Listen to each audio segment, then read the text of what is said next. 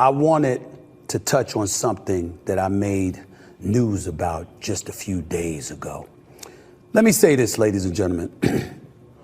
Accountability is where everything needs to begin in this world. It's something I say quite often.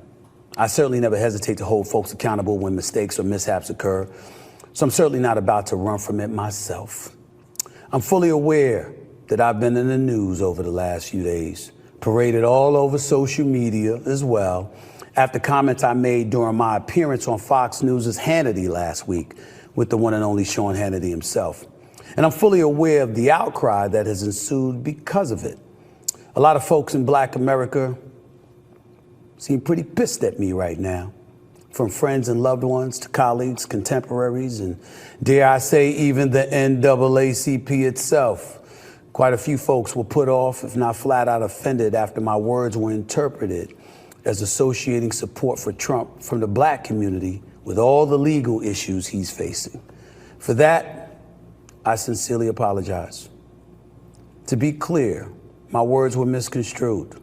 I'm stating right here for the record that my words were taken out of context, misrepresenting and depicting me in a way I found every bit as insulting and disrespectful as folks in Black America evidently felt about what they thought I said.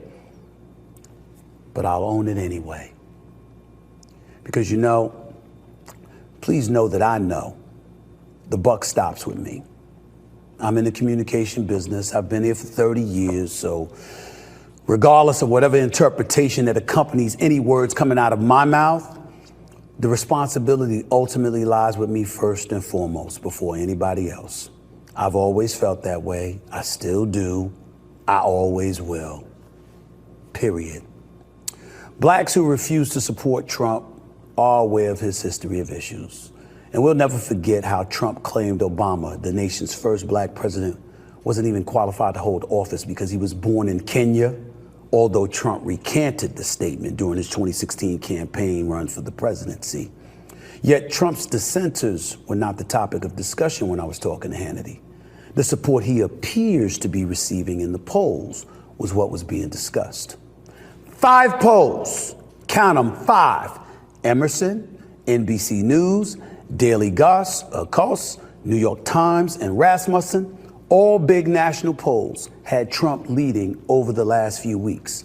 Plus, according to 538, recent local polls also put Trump ahead in battleground states. He's up 6 points in Michigan, Arizona, and Georgia each. Insofar as Trump gaining support in the Black community, well, how about various publications with these headlines? The Chicago Tribune. This time, Trump really does seem to be making Black voter inroads. Why? The Washington Post. Voters of color are shifting right.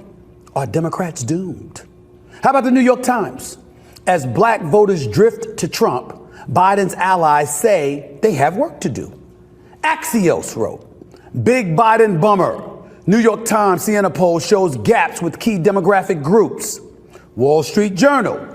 Biden loses support among Black men. The Hill. Biden losing support among Black voters in swing states. Survey. Al Jazeera. Why are Black voters backing Donald Trump in record numbers? And CBS News.